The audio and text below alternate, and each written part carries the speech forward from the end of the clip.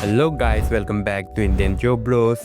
तो demon slayer season 1 and Mugen train का recap बनाने के बाद अरे बाप रे, पर फाइनली पार्ट 2 आ चुका है, जो तुम लोग बिल्कुल इंतजार नहीं कर रहे होगे इस पार्ट का।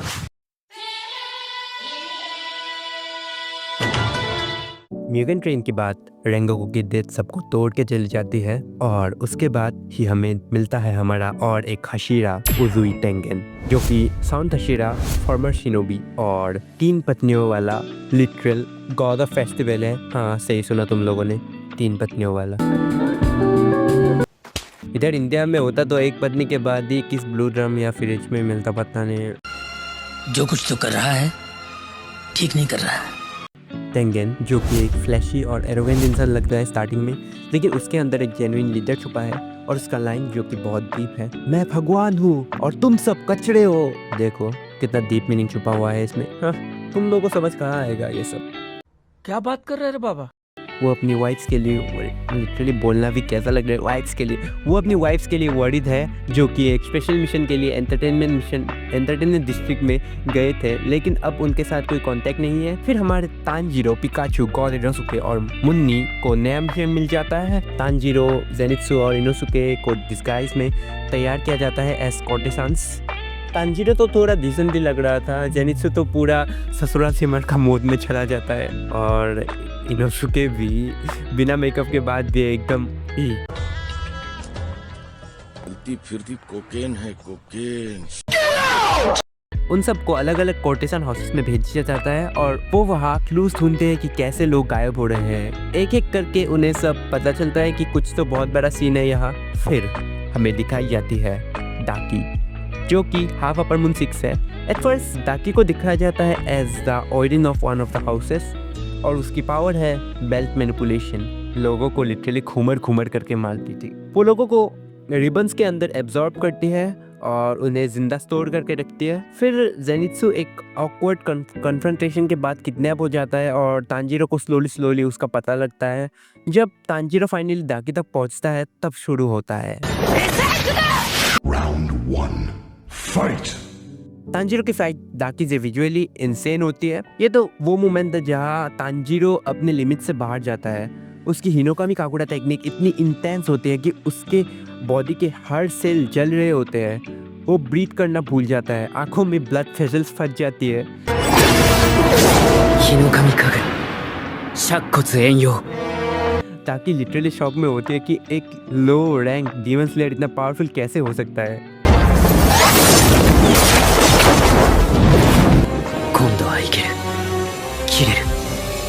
जब डाकी तानजीरो को ऑलमोस्ट मार देती है, नेजुको या हमारी मुन्नी बॉक्स तोड़ के निकलती है।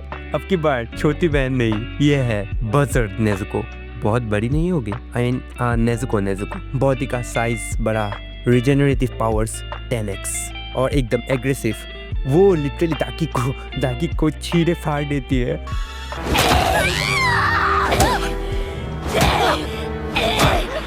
लेकिन नेजुको कंट्रोल खो देती है और एक डीमन बन जाती है। ये क्या बोला मैंने, छोड़ो। और उसके हाथ से इनोसेंट लोग भी बच नहीं पाते। तब तानजीरो उसे रेंगोकू के वर्ड्स याद दिलाकर शांत करता है। फिर होती है हमारे फ्लैशी गॉड की एंट्री। टेंगेन फाइनली डाकी को अटैक करता है और एक ही स्ट्राइक में उसका सिर काट देता है। पर ट्विस्ट, डाकी तो मर ही नहीं रही। फिर एंट्री होती है हमारी रियल अपर मून 6 की। डाकी के अंदर से निकलता है उसका भाई ग्योतारो, एकदम sick body, poisonous blades, disgusting voice, लेकिन मूव्स डेडलीएस्ट। उसकी स्पीड और रीजनरेशन टेंगेन जैसे हशीरा को भी कॉर्नर कर देती है और पॉइजन का तो पूछो ही मत, टेंगेन के फेंस लिटरली डार्क हो जाते हैं। फिर शुरू होता है हमारा राउंड 2 फाइट। राउंड 2 में हमें दिखाया जाता है Tanjiro plus Inosuke plus Zenitsu versus Daki, Tengen and Tanjiro versus Gyutaro. Zenitsu lightning mode में अनकॉन्शियस हो जाता है एंड जेनित्सु क्या बन जाता है बेहोश होने के बाद। इनोसुके डाकी का हेड काट कर ले जाता है, लेकिन ग्योतारो उसे बैक स्टेप करता है और पॉइजन दे देता है और हमें लगता है इनोसुके गया। वेल टू बी ऑनेस्ट बिल्कुल नहीं लगा था वैसे। तानजीरो पॉइजन होने के बावजूद ग्योतारो के अगेंस्ट फाइनल ब्लो के लिए तैयार होता है। टेंगन ने एक हाथ और एक आँख खो दी, लेकिन बंदा फाइट छोड़ता नहीं। And Tengen versus Gyutaro was also one of the best fight in demon slayer, जिधर एनिमेशन पीक पे चली गई थी।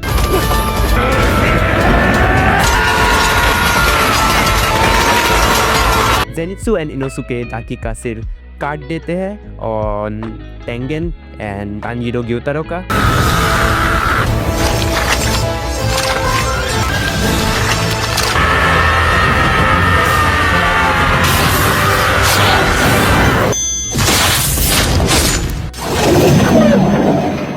और दोनों भाई बहन एक साथ एक झटके में मर जाते हैं। लास्ट में हमें देखने को मिलता है उनकी बैक स्टोरी, जहां हमें पता चलता है कि ग्योतारो एक डिफॉर्म बॉय था जो सोसाइटी से हमेशा रिजेक्ट हुआ, और डाकी उसकी छोटी बहन थी जिससे जिंदा चला गया था। वेल दाकी एंड ग्योतारो दोनों का बॉन्ड ट्विस्टेड था लेकिन रियल था। दोनों ने एक दूसरे के लिए सब कुछ किया, even if it meant killing the world. It was a good back story. Well Tengen survive करता है, लेकिन अब वो हशिरा ड्यूटी से रिटायर हो जाता है। हाँ, इस हालत में और क्या ही करता। जेनित्सु और इनोसुके बेयरली अलाइव बचते हैं। उनकी हालत भी बहुत ख़राब हो जाती है। तानजीरो को फुल बॉडी बैंडेज मिलता है और नेजुको सबके बॉडी से पॉइजन निकाल के सबको बचाती है। इस आर्क के बाद सब बदल जाता है।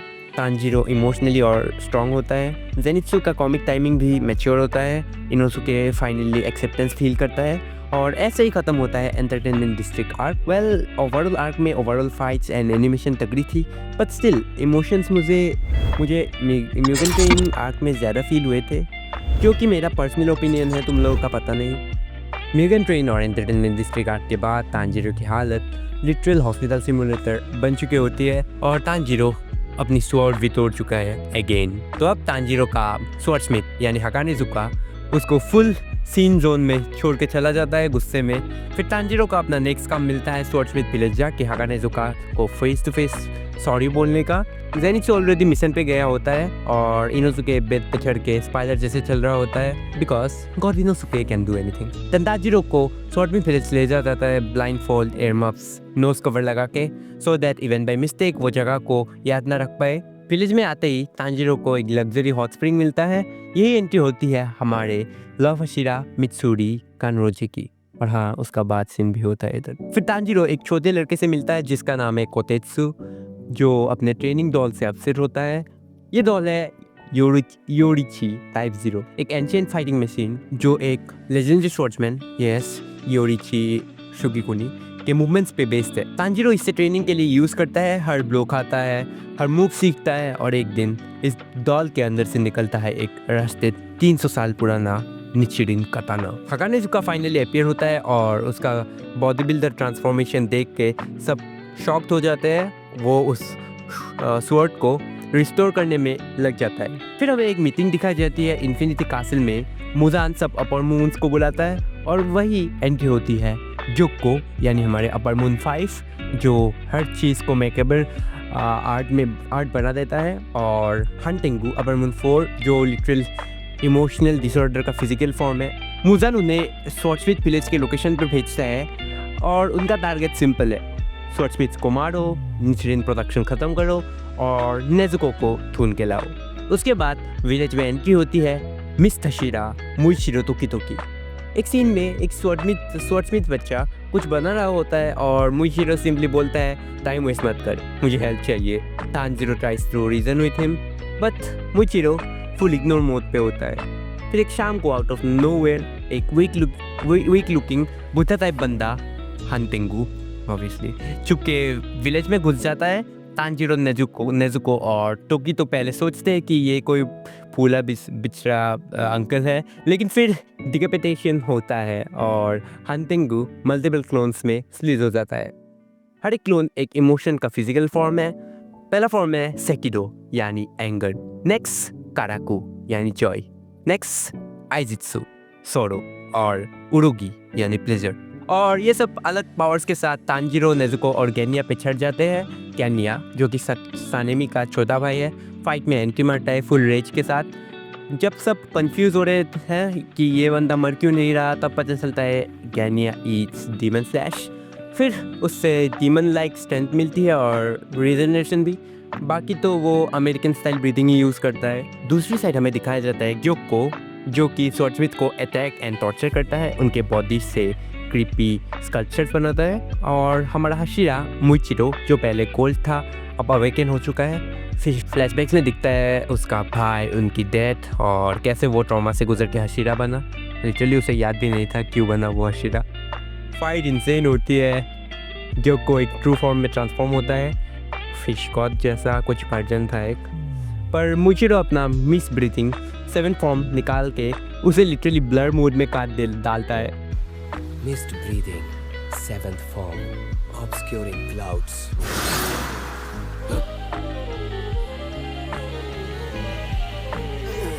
ये रहा, मिल गया। कि सिर्फ तू ही इस लड़ाई को पूरी ताकत से लड़ रहा था?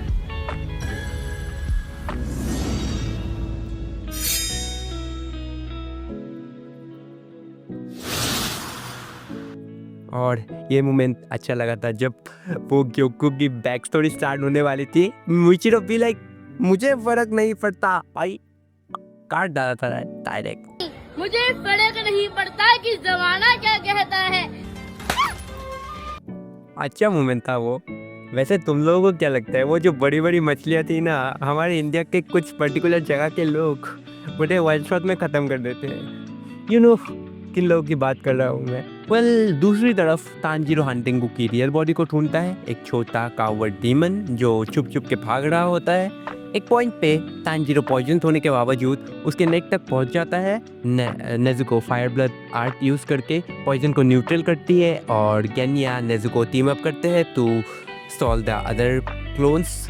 तांजीरो फुल डेस्परेशन मोड में जाके सन ब्रीथिंग प्लस फिर फ्लेम बूस्ट कॉम्बो करता है और फाइनली हंटिंगू का सिर काट देता है। विक्ट्री के बाद सब खुशी मना रहे होते हैं, लेकिन तभी दिखता है नेजुको धूप में खड़ी है और जिंदा है। सब शॉक्ड, तांजीरो तक रोने लगता है। पहली बार कोई डीमन सनलाइट इम्यून निकली और मुजान तक ये खबर जाती है and now he wants Nezuko more than ever. Well, ये नेजुको के सनलाइट वाला सीन भी one of the best scene लगता है मुझे डीमन स्लेयर का, with peak animation and soundtracks. तो ऐसे ही स्वॉर्डस्मिथ विलेज आर्क ख़त्म होता है और ये वीडियो भी। पता नहीं नेक्स्ट रिकैप वाला पार्ट कब आएगा। आई नो तुम लोगों को जल्दी चाहिए। हाँ, फ़र्क नहीं पड़ता, पर खुद को दिलासा देने के लिए ये सब करना पड़ता है। तो वीडियो अच्छी लगी तो वीडियो को लाइक करना, चैनल पे नए हो तो चैनल को सब्सक्राइब करना और वीडियो को ज़्यादा से ज़्यादा शेयर करना। मिलते हैं अगली वीडियो में। Bye bye.